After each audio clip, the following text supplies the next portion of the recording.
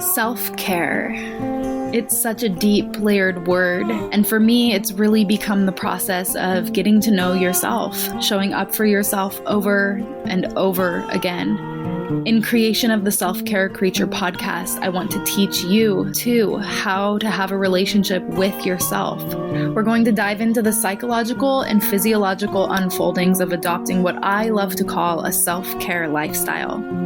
This podcast is here to help you, the stressed out but spiritually minded individual who can feel that wild calling in your heart, who wants to develop self-care rituals to support your daily living, give you the confidence and know-how to live through your intuition and raise your self-worth. You deserve it. You are capable of this, and I want to help you understand how the hell to get there, what it actually means, and how do you actually live it. That's where my intention is with this podcast. The Self-Care Creature podcast, brought to you by me, your host, Courtney Klop. Let's dive in. Hello.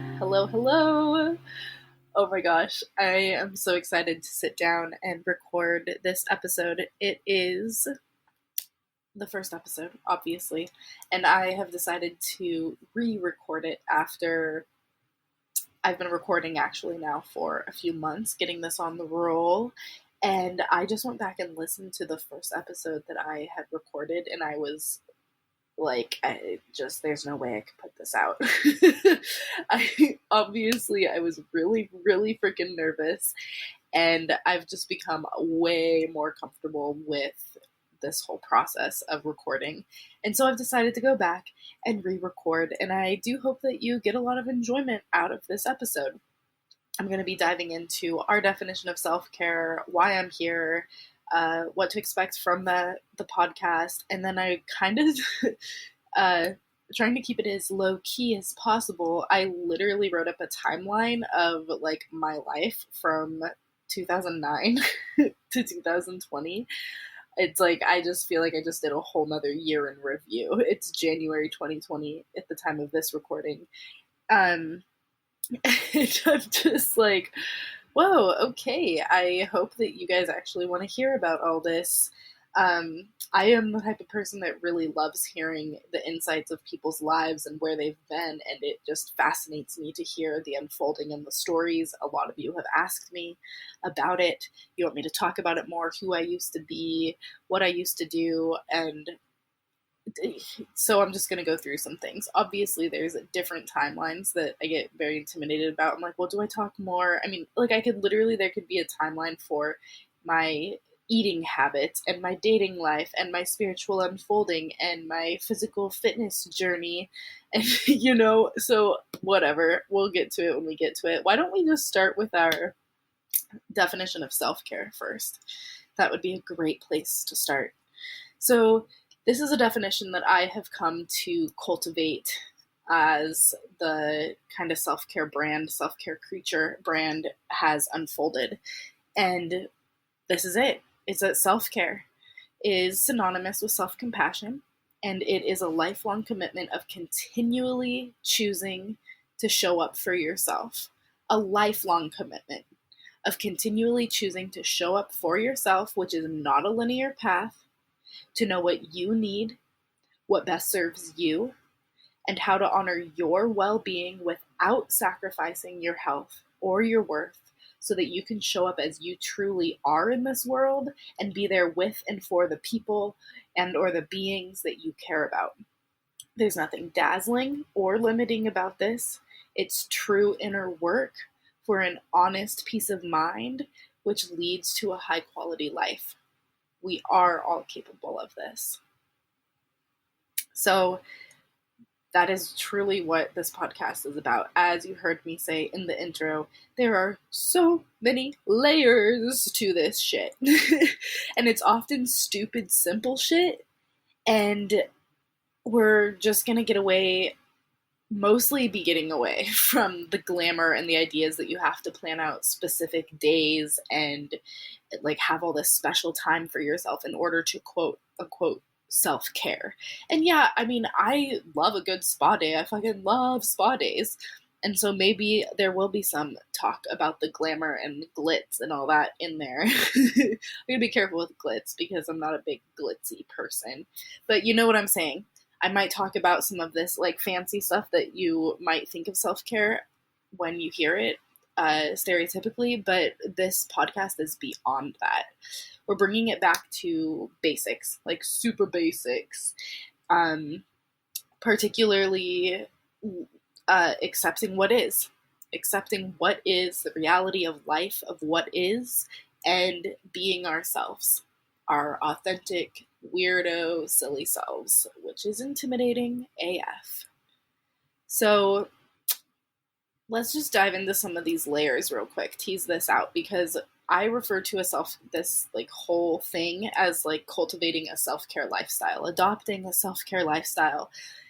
And it truly is healing trauma, shadow work, conscious living, holistic lifestyle, boundary setting, cultivating awareness, meditation, yoga, fitness, body positivity, inner child work, reparenting. Like, oh my God, the list could go on forever. And what I've learned through this journey of life is that everything is so deeply and intricately connected that it just ends up bleeding out into all areas together. Like, you can't really work on one thing without it going into another thing. You can't focus on one thing without it affecting the entire web. That's just the way this life works. And it's awe-inspiring. It's really cool.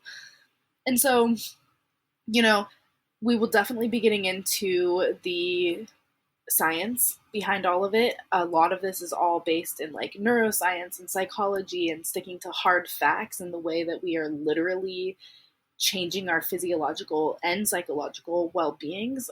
But what I am most excited to bring you in this podcast is the spirit connection. Like, I had no idea that going on this journey, this inward journey of getting to know myself better, would lead to this like spiritual awakening, unfolding of being like, holy shit, everything is connected, and the universe is abundant and I am loved. And like, yeah, it does sound pretty fluffy, but I'm finally at a fucking place in my life where I'm ecstatic that I do feel that way about life. But I can walk myself, I can walk people, everyone across this bridge between the science and the spiritual. Because you can have both.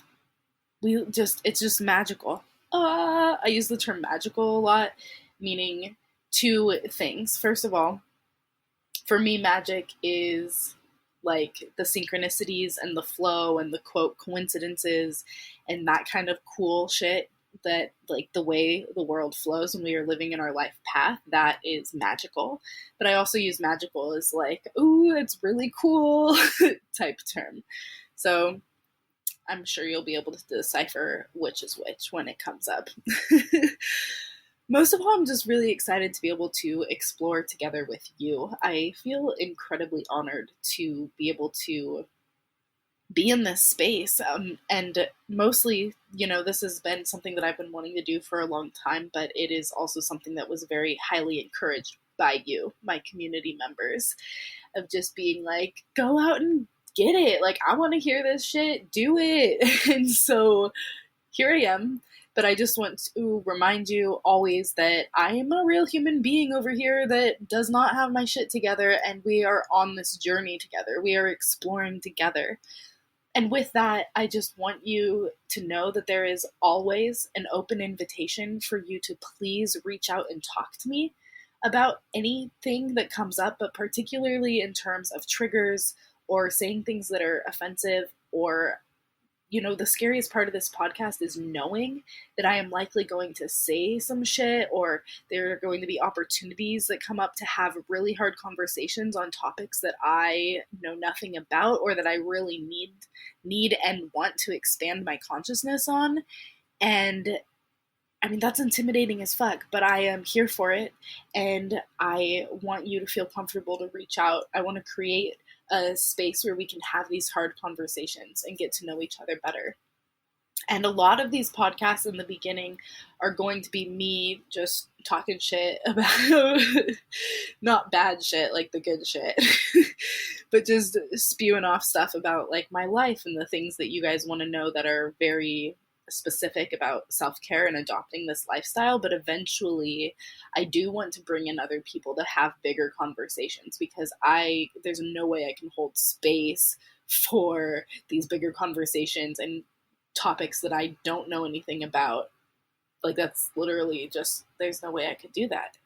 So eventually there will be interviews. Right now it's just me. So what to expect from this podcast? Just to let you know, it's pretty much unscripted. I do have some notes,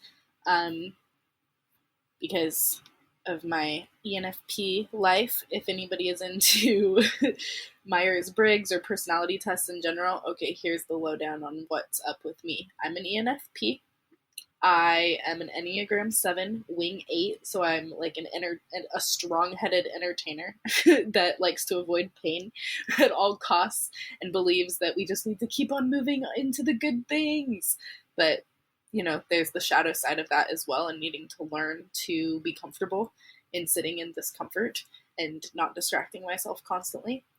In human design, I am a generator. Human design is honestly the one like personality type thing, tool thing that just didn't resonate with me very much. I couldn't get into it.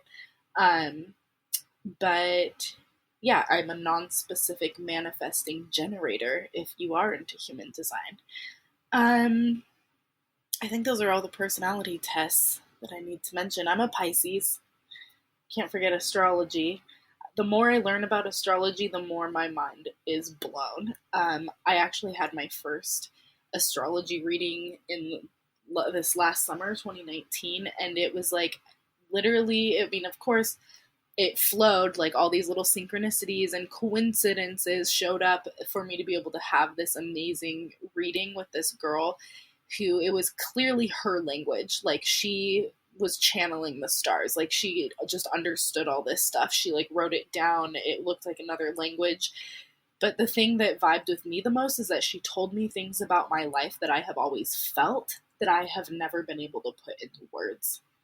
And then it was like she was like translating for me practically, is what it felt like. So, you know, I started out in my life in general very cynical, skeptical.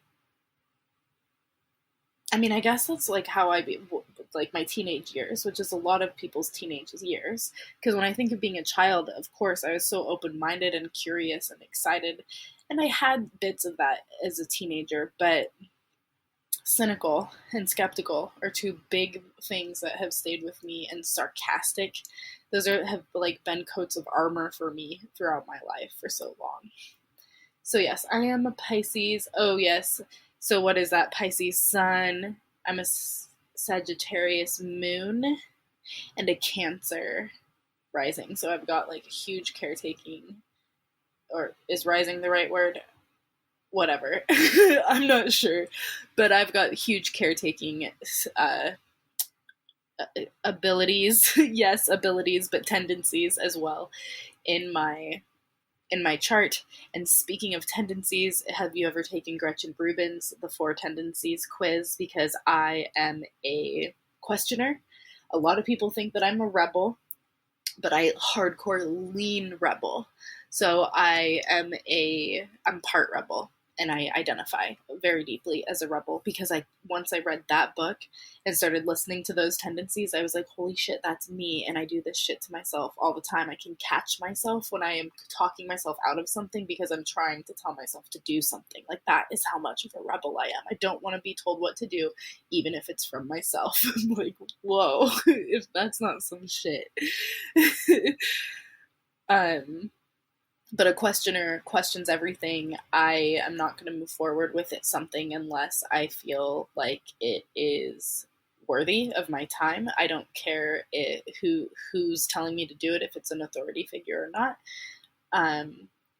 I need good reason that feels like a good reason to me to be able to move forward, or else I'm just going to question everything. And that also, us questioners tend to have a very researchy side where we want to do all this research and gather all the tools and make sure that we are, like we're questioning our path forward, and we want to make sure that we are moving forward in the best direction. And I can do that to myself as well. But mostly all this personality stuff has been really enjoyable for me to find what resonates so that I can continue to become like my highest self and continue getting to know myself better.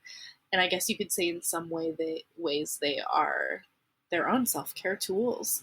But the trick is with all this shit, as always, and everything in life, is to not suddenly become completely identified with it so deeply. Like, oh yeah, I'm a Pisces, so I don't do that.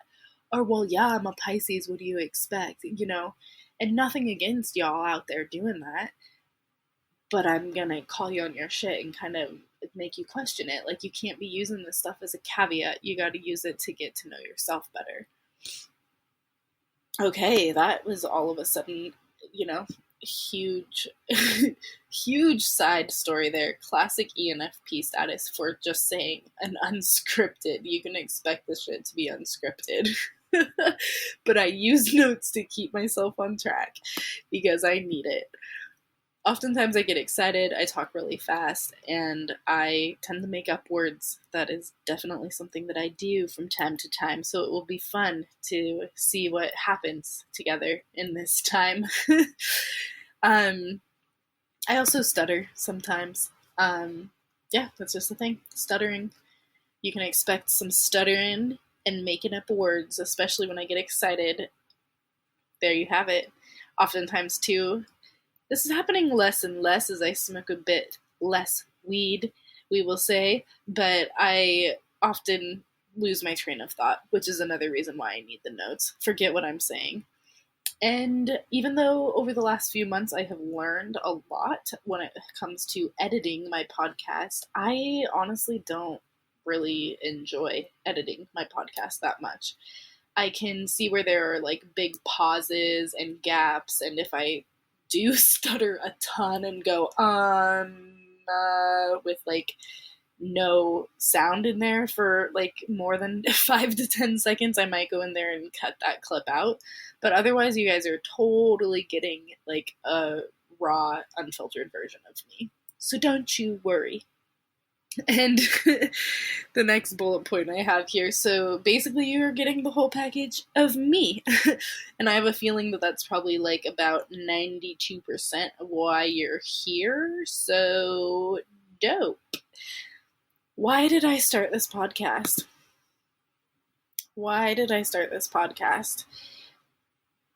As I had mentioned, I've been wanting to start a podcast for a while, and the big catalyst for me was basically when the universe was like, yeah, bitch, better get started, we're going in. And that's how the universe does it sometimes. But it's usually, what I mean by that is like things flow. It wasn't really planned. I had a community member, Mo, hi Mo, reached out to me and was like, have you even listened to the other self-care stuff out there?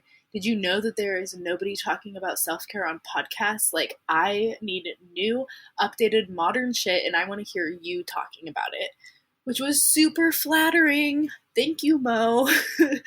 And I was like, oh, damn. Like, no, I haven't really listened or looked into that. And then another person who, I'm sorry, I did not write down your name, I just remember them. They were like, I was just looking for podcasts similar to your IG stories, and which is like still gives me goosebumps. And I'm just like, what? And so through these series of events, I remembered that I had a podcast course from Jenna Kutcher that I had invested in a while. She was doing this crazy dope deal, bundle of a package, and I bought it and I completely forgot about it. And so I did this little test for myself when this started coming up. I was like, okay, I'm just going to like watch a couple of little episodes from her course and see what starting a podcast is about. Because I also kept hearing other people like Steph Godrow and Amy from Rebel Nutrition, like all of those badass bitches that are like, just do it, just fucking do the thing. You want to do it, just do it. You're never going to be ready. It's never going to be the right time. And so that's also felt really inspiring. So I decided to do the test. I'm just going to watch a couple videos, see what it's all about. How do you actually do this shit? And if I'm going to notice, like, does this actually fill me up? Do I enjoy putting this together? Does it feel excitement? Do I feel excitement? Or is this just like another thing on my to-do list that like is kind of feels like a drag? Because you just never know. And I want to have fun doing whatever it is that I put on my plate. I've decided to the best of my ability. Obviously, that's why I'm here. I want to be enjoying my business. So when I tried this out, literally all of a sudden, it was like 2 or 4 hours went by and I had watched every video in the entire podcast. I had put together some mock-up images. I had polled the audience, you guys, the community. And I was just like, I was fired up. I was fucking fired up about it. I was like, oh my God, am I actually going to do this? And literally just talking about it right now is just getting me so excited, sending all kinds of tingles through my body. Ooh, and yawns, apparently. Ooh, okay. But anyway, I loved the feedback. I loved the feedback that I got from you guys, and you all sounded really excited. And I even put up, and it is still up on my website right now, but I put up a place for you guys to fill out a form and tell me what you want to hear. And I have been taking notes from the get-go. So that's kind of how it was born. Oh, and then an old client slash friend, a previous client slash friend was like, hey, I've been wanting to start a podcast, but the timing hasn't been right.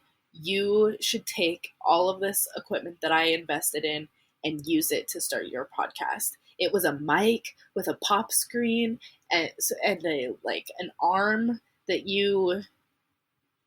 the pop screen had an arm. I am not technically savvy with this shit, but that was also another huge thing where I was just like, no way. Like, I've been told that I should do this. I literally can feel the excitement in my body, and now out of nowhere, I'm being gifted a freaking microphone to get started. It was crazy. And that's how you know. That's how you know when things are flowing. When I say you're in flow or magic, is that shit just happens out of nowhere. It's like, oh, somebody just has a mic for you. Like, oh my God, things that you couldn't ever even, you couldn't plan it for yourself. You could never plan it for yourself. So trying to notice where things flow easily, that's like a big key takeaway in life for following your life's purpose and practice.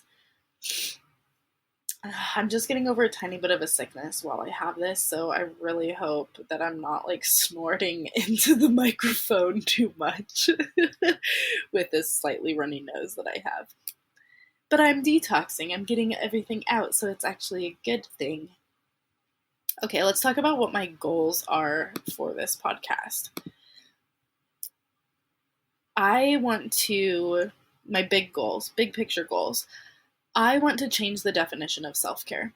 I don't just want people to think about bubble baths and, girl time and special time that we take out of our daily living to cultivate this relationship with ourselves.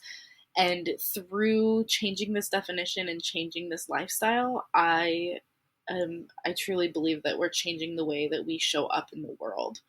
And once all these us folks can understand the ease and accessibility of adopting this lifestyle, just as I was explaining the ease of the podcast coming through, it's like all these little things come into place. And once you can understand this, like it's literally imperative to our world today, because it's how we form connection. It's how we become better people. It's how we listen and make waves for change instead of having anger and violence and all of this other shit. So, and I really do believe that all business owners in some way, shape, or form have a idea to have a drive to make an impact and to change the world. And that's mine. Mine's mine. Adopt a self-care lifestyle. Change the relationship you have with yourself. Change the relationship you have with the world. it's it's a mighty one. We'll just say that. I also want to cultivate and grow real authentic community in this space of adopting a self-care lifestyle, because again, it's vulnerable AF.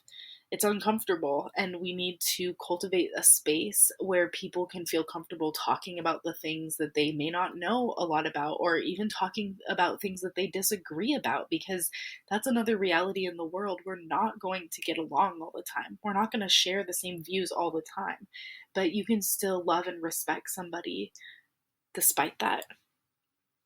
So, cultivating and growing real, authentic community. I also want to talk a bit more, like, blah, blah. I want to talk a bit more about social media and encouraging social media boundaries and logging off. That has become something that is very, very important in my life. And it's like, even lately, actually, the last week, I've been feeling just how clingy I am to my device, and social media is just addicting. It's legit addicting, and I'm becoming into a place where I can really recognize where I'm drawn into it more and where I have trouble putting down my phone. And then I go through these cycles where I'm like, okay, hard boundaries, I'm logging off. I'm not going to be on my phone for at least a full day, maybe 2 days. And it always feels so good and so freeing. And I mean, literally, I bless the children out there who did not grow up without social media, but I remember those days and they were special. And I refuse to forget them. And I believe that it is also imperative to our world to have real life connections and not just be on our phones all the time, and not be thinking about, oh, I'm going to take this picture to post. I'm going to take this picture. What can I say as a caption? And because the way that it's getting into our mind and disrupting us, this true, deeper, genuine connection that we can have. I mean, social media is good for some things, but there just needs to be boundaries, and I'm clearly very passionate about that. Another thing that I want to bring more attention to and talk about, especially as I'm exploring it more in my own life, is living with nature. I mean, she is like the teacher of connection and growth. Literally. Legitimately. And we need to keep nature in balance with our physiological beings, because we are creatures of nature. Coming back to that, accepting what is in life. We are creatures of nature. So I feel this calling to, because the question again is, what are my goals for this podcast? And to just continue following my heart and following the calling and answering the call, I guess, would be another way to put it. And yeah, so just showing up as myself, being more myself, sharing more of myself, because especially, even though it's really freaking intimidating, and of course, I have imposter syndrome too. I'm like, bitch, who you think you are? You just want to have a podcast and talk about yourself and what you do all the time? Well, me being in this space gives you permission to be in a space like this too. And it gives you permission to show up as yourself and to be more you in the world, which is what we need. We need more people being completely themselves in the world. So that's a huge motivation for me to have this podcast, is knowing that it helps you, which is, yeah, woo, crazy. So I just wanted to read a couple things. This is another huge drive behind wanting to share this podcast and get my work out into the world more, is that I have a yoga student and a newsletter recipient that sent me this message once, and it literally just warms my heart. Kind of brings tears to my eyes and gives tingles all over my body. But she says, your words help me remember my true nature and ways to love myself and the world around me. Your words help me remember my true nature and ways to love myself and the world around me. And I'm going to be cheesy with it, but if I know that I could do that with just one person, like, I'm going to be showing up. And I've clearly already done that with at least one person. And I get overwhelmed on the daily with the amounts of messages I have from people coming in just telling me the differences that I make in their day. And that inspires me so much to be here, because I know that if I can make a difference in your day and encourage you to show up and make a difference in your own day, like, damn, we changing the world, y'all. We changing the world. So I wrote up this in my bio. I don't even remember when, this next part that I'm about to say. And it's kind of become this like coined term. uh, when I interviewed with Amy over at Rebel Nutrition last month, December 2019, she brought up this quote that I have in my bio, and then since I've had a couple other people kind of coin it from me, or quote me from it. And so anyway, I'm okay with being quoted for this. Let's move into it. I'm babbling. So, true success or a deeply fulfilling life comes from knowing ourselves intimately, and from that space is where we can start to change the world. And here's how. When we can practice patience with ourselves, we can practice patience with others. And when we can understand why we are getting angry or experiencing triggers, we can communicate better and therefore have a better support system, because the people around us who love us want to show up for us and support us. But we need to be able to communicate better. We need to be able to hold more vulnerable space. And that's why I'm here. That's why I'm doing it. So thanks for listening. Okay, I'm gonna try and rush through this timeline of mine. Not too fast, I guess. But I don't know. I really hope that you find this fascinating and interesting. But here we go. 2009, okay? I graduated high school in 2008, by the way. So in 2009, we'll just go from high school. 2008, I graduated high school in my tiny town, Skagit Valley, Burlington, Washington, and I moved to Seattle right away. And then in 2009, I decided to move to Portland, Oregon from Seattle to go to culinary school, which I did. And it was Le Cordon Bleu. And I had never seen a commercial for Le Cordon Bleu. I knew nothing about it. I just knew that a bunch of my friends were going to school in Portland. I went and had a tour of the facility. It felt right, and I decided to do it. Also with encouragement from my grandmother, who is like my guiding light and my savior in my life. I love my grandmother, and I am so forever indebted with gratitude to that woman. She is amazing and so generous and so kind and so supportive. I can't say enough about her. But anyway, okay. I have to minimize the note to self. I have to minimize these side stories if we're going to get through this in a timely manner. Moved to Portland from Seattle for culinary school. I graduated from culinary school the following year in 2010. In 2011 is when I feel like I really started to get serious about my health goals. I was 21. I wanted to look good naked. I lost 15 pounds in one summer. And I really started to become super motivated about wanting to help others. And it was in the fall of 2011 that I decided to enroll in this hands-on 6-month personal training program. The National Personal Training Institute of Portland. And so that was all about functional training, injury prevention, postural movement, Olympic lifts, all that kind of stuff, which was really cool. And then fast forward 6 months later, March 2012, I graduated from that school. I started getting more into Olympic lifting. I actually started, it was during my personal training years that I met who I called my Derby mom, who who played roller derby and kind of helped me get all my gear together and learn how to start skating. And I kind of took that up a notch in 2012 when I moved to Seattle. I joined their potential fresh meat roller derby team. it's still going today. It's a really awesome, completely volunteer based I don't think it's league is the right term, but just like a group for people that want to learn how to skate and learn in a very safe environment and learn the rules of the game and all of that. So in March 2012, I moved, not in March actually, but in March I graduated. Later that year, I moved back to Seattle.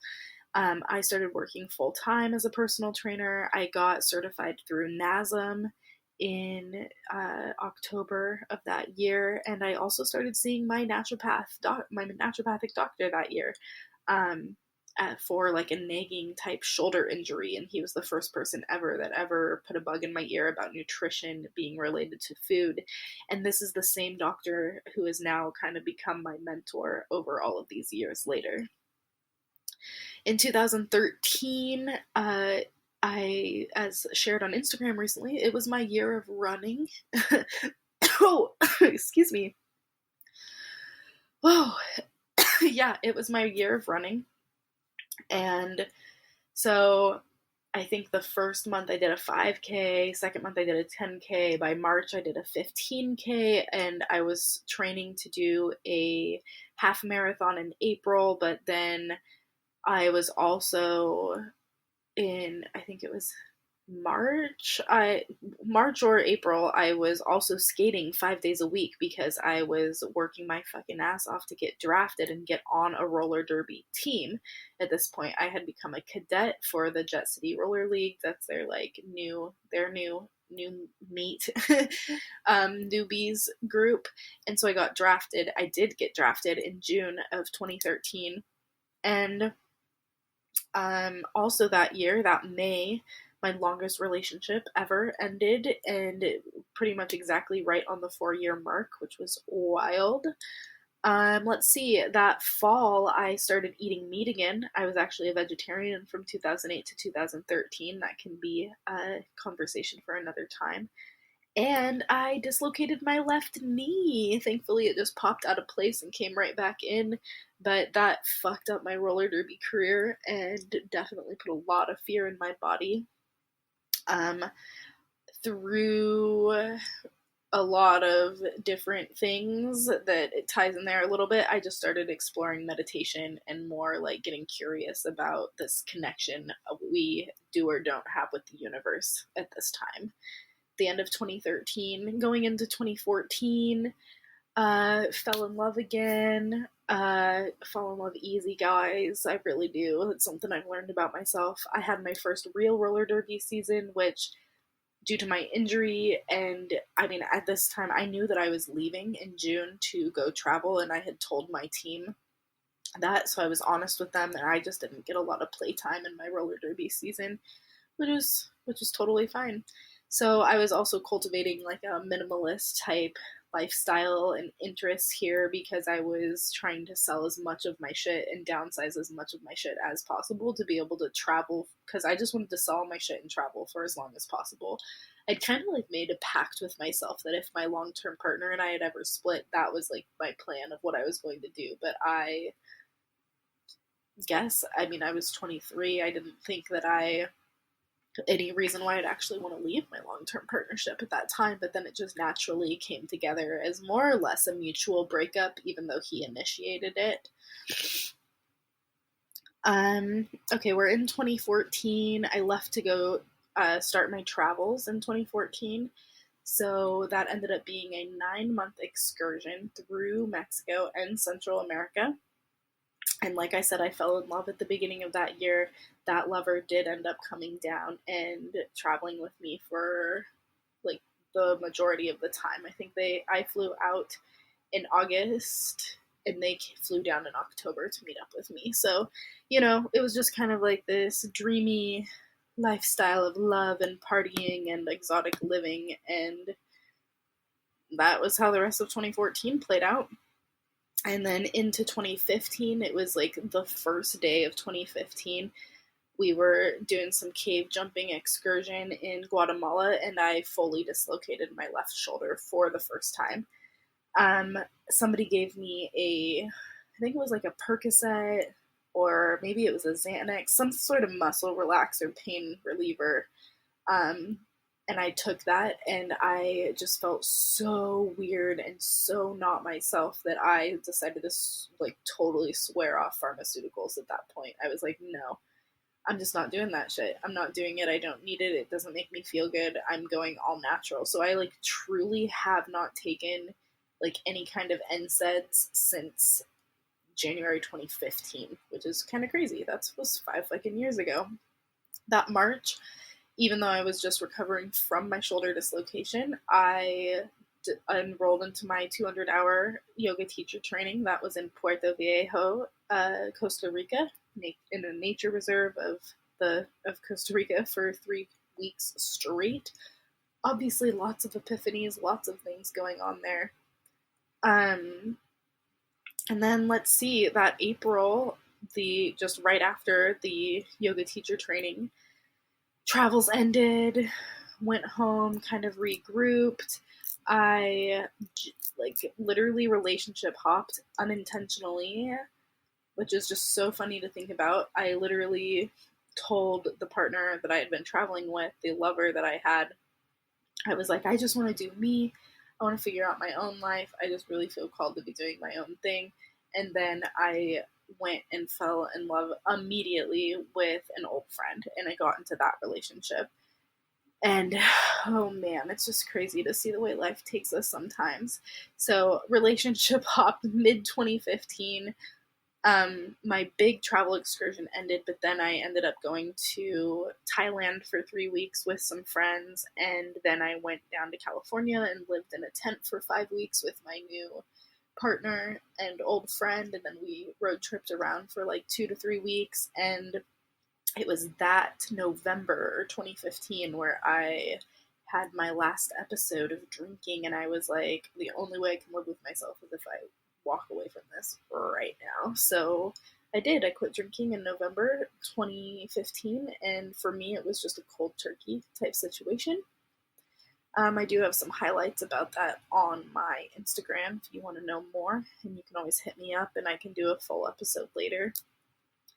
Coming into 2016, all right, I moved in with this new partner and friend of mine in my hometown. Back in my hometown, we got done traveling around in California and doing our thing. We came back for the holidays. We were just spending all this time together.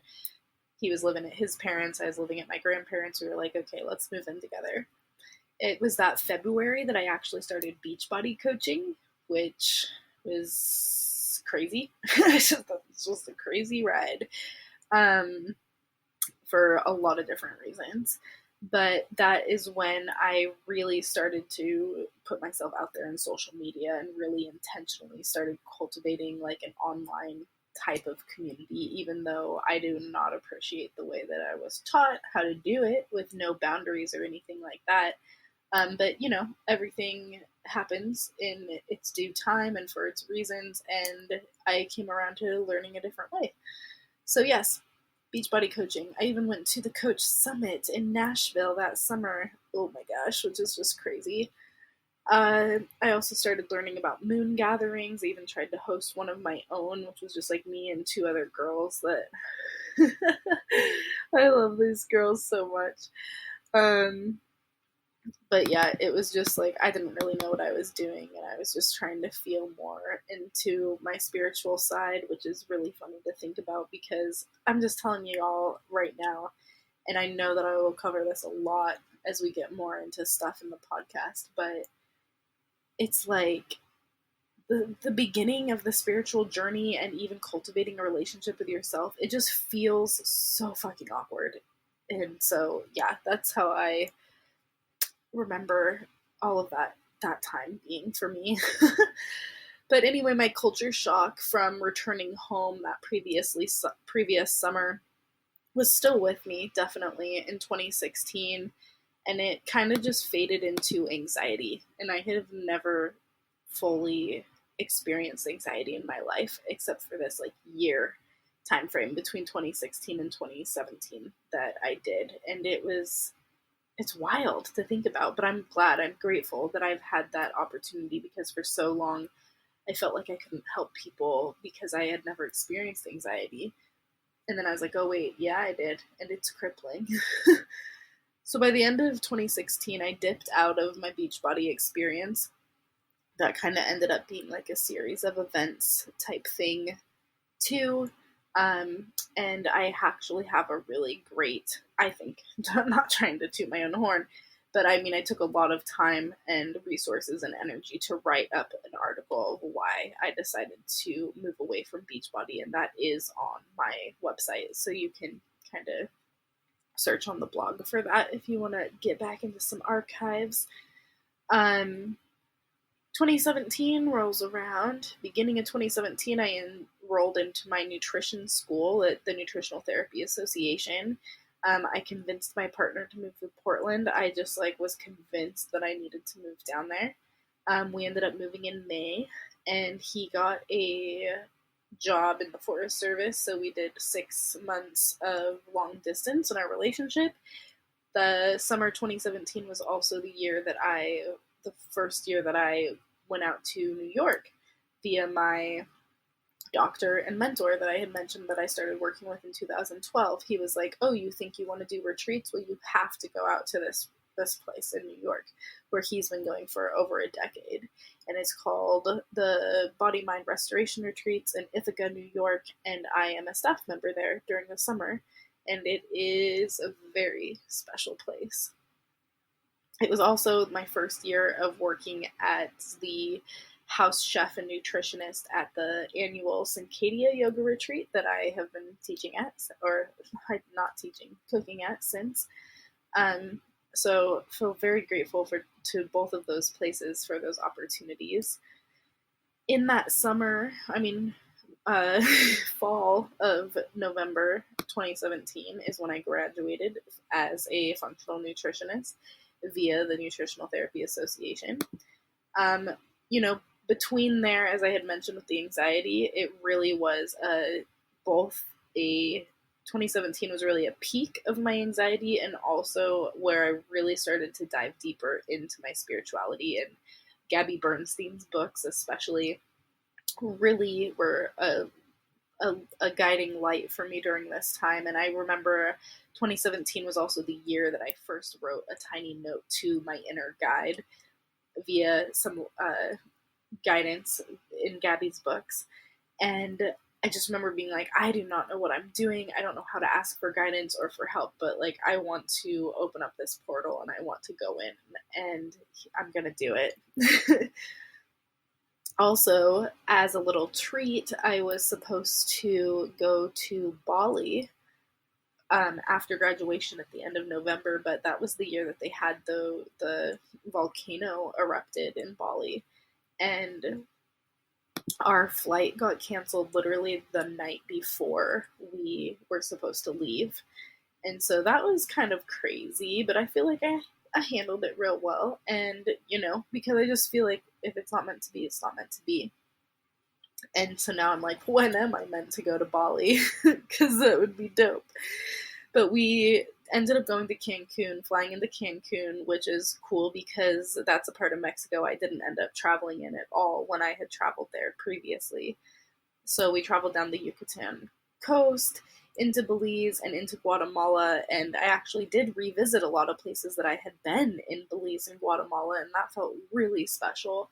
And then also got to go to some extra places, and brought in the new year at Lake Atitlan in Guatemala, which was super duper special because it's I just remember sitting on the dock and all of these fireworks around the lake. It was just such a magical, it's magical in the spiritual sense, deeply spiritual place. It was really dope. So we come back, and 2018 was just kind of a lot of shakeup. So was 2019. But we come back from our trip to Cancun. My roommate was like, I don't really want to live together anymore, various reasons, and so we decided to split ways. I decided that I needed to get a job. Like, I couldn't just be trying to figure out, like, doing my coaching with nutrition and stuff. I, like, actually needed to put myself out there and make a regular income. So I tried personal training again. I was like, no, this boat has sailed. And so that's when I ended up actually finding my perfect, amazing part-time job at Cultured Caveman, and that was just such a great time in my life. Other things that happened in 2018. So my partner and I moved out of the house we were living in with my friend, and we moved into our own little tiny apartment just a mile or two up the street, which was great. And that was a really special little place. I really loved that apartment. Gintz, our little Ginter kitten, showed up on our doorstep that summer. I believe it was July, and he was just like a ball of lessons in non-attachment, which, like, the cutest little guy ever. I I know that there are people out there that remember this, but he was just like a little baby Siamese kitten. And I think I still have the video up on my YouTube that talks about, like, the crazy series of events of how we got him, and how, like, he was taken away and then he was brought back, and then there was an opportunity for him to get taken away again if we didn't want to keep him because we weren't sure. And oh my gosh, just, yeah, he was just the cutest and the best. So the biggest thing that happened for me in 2018 is that I had this huge epiphany. It's when I had my huge epiphany about needing to release my fucking grip and start trusting the universe. I, like, realizing that I had taken so many years to cultivate all these tools for myself, and it was time for me to start trusting. And in that trust is when I found that, oh yeah, actually things do flow. And things aren't just going to go crazy haywire and off the rails. Like, no, I'm going to stick to my shit because I know that I want to show up and I want to take care of myself and I want to get shit done. And that's also, like, simultaneously, it's just like self-care, that's showing up for myself and learning to trust and let go and let things flow. Ooh, we could make a rhyme about it. That's when the self-care brand really began to stick and unfold, which I'm insanely grateful for. And 2018 was also filled with lots of big talks, really trying to figure out my life purpose. Does it align with my partner? Things like that, which I am so grateful that he was very open to talking about all of that stuff and having great communication, really working so hard on ourselves. And then 2019, which is the year we just finished up, came along, and I ended up doing a camp counselor type situation at a adult camp called Compassion Camp that was in Salem, Oregon. And this was also an insanely crazy synchronistic mashup of meeting people here. I just did an interview with the co-founder and my friend Alyssa Donato over on her Coming Home podcast. So I'll have to link to that interview because we talk all about, like, how I met her and how Compassion Camp just imploded everyone's hearts. But basically, in Compassion Camp, I realized that, like, it was a weekend where I was able to just live to my fullest, highest potential, all bubbly, all wild and giggles, and just, like, be received with love, so much love and, like, abundance and more laughter and such beauty. But it made me realize, like, yo, you're not living in this every day. Why? And my intuition was just, like, screaming at me, like, things have got to change. Like, you got to do something. And that's when I came back from camp at the end of March, and I had that big, heavy, hard conversation with my partner that I just didn't feel like my needs were being met. And, you know, it was a long time coming for both of us. And so we broke things off, agreed that it was a mutual breakup, and everything just changed so fast from there. They moved out by the next weekend. My friend Amber moved in with me, and, like, it was basically just like 2 months of crazy girl bliss type time. Again, being an Enneagram 7, I am not a type of person that likes to feel pain and distraction, and I am really proud of myself for the ways that I actually let myself sit in the discomfort of having a new lifestyle, even though it felt in some ways like something that I was ready for. So I do remember oftentimes it was like I'd be in the middle of doing something and then I would just break down. Like a song would come on, even if it was a song I didn't know. It was like the vibe of this song, and I just have to like suddenly sit down and just like cry and really let myself cry fully and experience that. And I'm really proud of myself for being able to support myself in that way because I've never been able to do that at any other time in my life. And I really feel like in its own way, 2019 really was me coming back to myself, learning how to support myself in a lot of really, really deep ways. It was like absolutely a insane deepening of my intuition, and synchronicities and my trust in the universe and all of this. Whoo, just big stuff. But then in May, there was like a series of events with my family, and my grandparents who raised me ended up moving into assisted living, and I was like, I'm moving home. I remember sitting down with my aunt who is just like works for the postal service, and she is so close to retirement but just can't retire, and she is so stressed out and working so hard.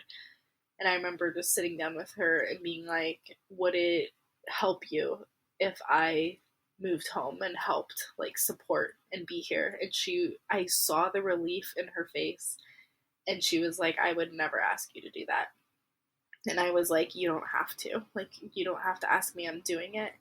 And then just being met with all the amazing love and support in that realm of, people telling me, like, you will never regret spending time with family. You will never regret this. And I just gotta say, like, it feels good. I feel like I am exactly where I am meant to be. And yeah, it's also, super reclusive. It's a place of solitude. It's a bit of a connection with old friends, which is really great, but it's also me realizing, like, oh shit, like, I am really digging into some, like, habits and tendencies and boundaries and doing my own inner child work and forgiveness practices, and like I'm going deep within myself. And I think that's what has really allowed me to start coming out of the end of 2019 feeling just fucking ready to do this podcast, to have more interviews, to do more speaking engagements, to be working with one-on-one clients again, because I have like re-engaged with myself to be able to hold this space of deep healing, and I'm really excited for the opportunity to guide others on their own path of where they're at. And I guess that's where we're at. That's where we are at now in 2020, going into the new year. So I hope you enjoyed that recap of the last year. Now I have it for my own stuff, my own files, my own, I cannot think of the word. Oh well. So I want to leave you with just a couple things. My core values, first of all, because I talk about them a bit here and there, but just in general, going in, because it's really important to be able to find your core values and be able to determine what they are, because they end up being kind of a compass and a guiding light for you, and like, what do you or don't you have time for in your life when you know that on a deep level this is what your life revolves around. And so for me, I think that like the big umbrella is trust, and being able to have trust in the universe and in others and within myself especially. And I just realized this year, coming into this year, I'm like, oh shit, it's going to be a year of trust, like all of this again. So trust is always with me. It's that, and it's all, it could be faith. Interesting. All of a sudden I'm like, ooh, is that interchangeable? The word faith is triggering for me. I will say that for sure, because I didn't go into my childhood in that 10-year timeline. but I was raised between a Mormon family and a Christian family, and so faith and religion just sounds too religious. But having faith in the universe, trusting in the universe, I mean, it's essentially the same thing. Words are funny. So this big blanket of trust. And then within this trust, my core values revolve around joy, like having big, uncontainable, just like laughter, happiness, like pure, deep, genuine joy, which, caveat here, you honestly cannot experience joy if you are not working through your shit, because you have to be able to also experience negative emotions and discomfort and grief and sorrow and just all different levels of fear to be able to tap into joy. And that's part of what I teach and educate on in the self-care lifestyle. But joy is a huge core value for me. I love joy. And then authenticity, being my authentic self. I like literally physically am unable to not be myself. I'm definitely like pretty much physically unable of lying.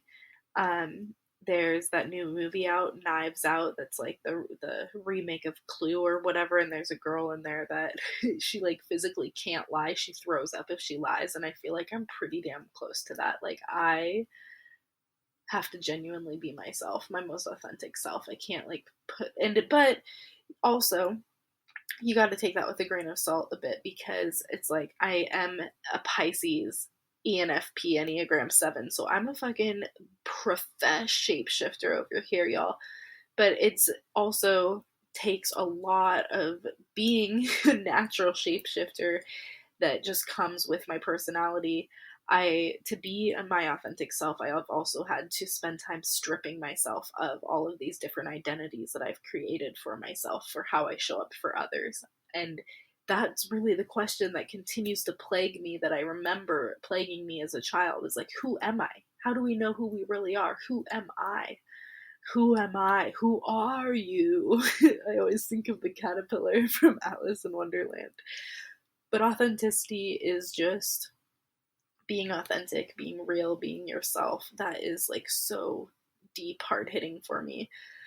And then connection, of course, like real, genuine human connection, as well as like going out in nature and realizing, like, holy shit, I am so big and so tiny, and the roots of trees actually go underground and connect just like fucking an Avatar, and the shit is crazy. Everything is connected. Big scale, little scale, macrocosms, microcosms. Like, I am all out on that connection.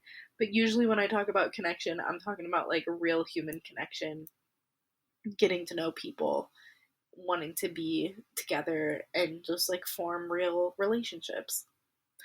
And then coming back to that ease, which my friend Amber, hi Amber, because I know you're listening.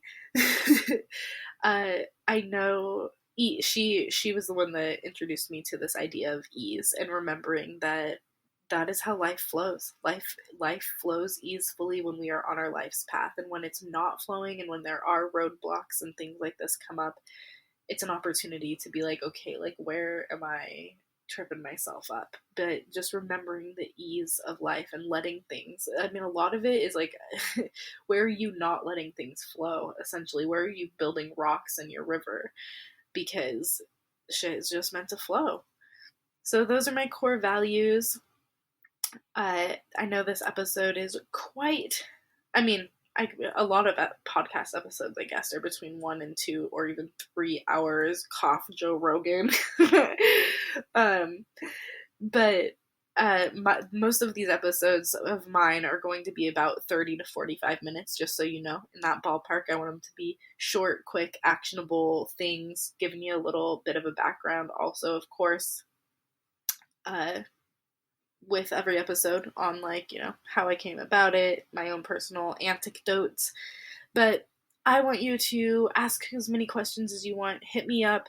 Tell me what you liked about this episode, or what you could care less about. If you actually want to know about certain pieces more of my life or my background, feel free to hit me up about that as well. just a reminder that there is a form on my website where you can go. It's completely free. It's just a Google Doc. There's a button that takes you straight there. You don't have to include your name or anything if you don't want to, but if you do, I'll give you a shout out here on the podcast. But ask me questions. I'm literally making a list of all of the stuff that you guys want to know, and it's okay if it's about me. It's okay if it's not. Whatever it is, though, this podcast is literally entirely determined by what you want to hear. And I'm excited about that, because it's like I'm giving you what you want and you're telling me what to do, and it just helps everything flow. And there we go, having that ease again. So thank you so much for tuning in. I'm just tickled to death that you're here. I'm tickled to death that this is happening and we're doing this shit.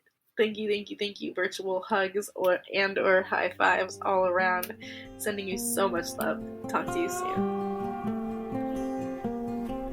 I just want to take a quick moment to sincerely thank you for tuning in today. It really means the world to me that you are here supporting me, listening to what I have to say, and I sincerely hope that it finds you well and helps you wherever you're at in your life.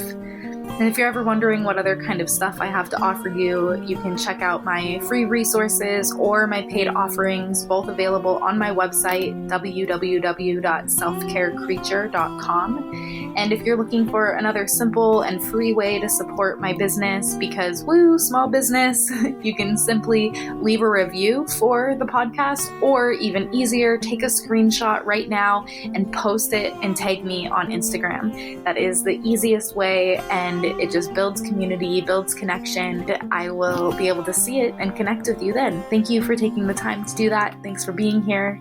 Cheers.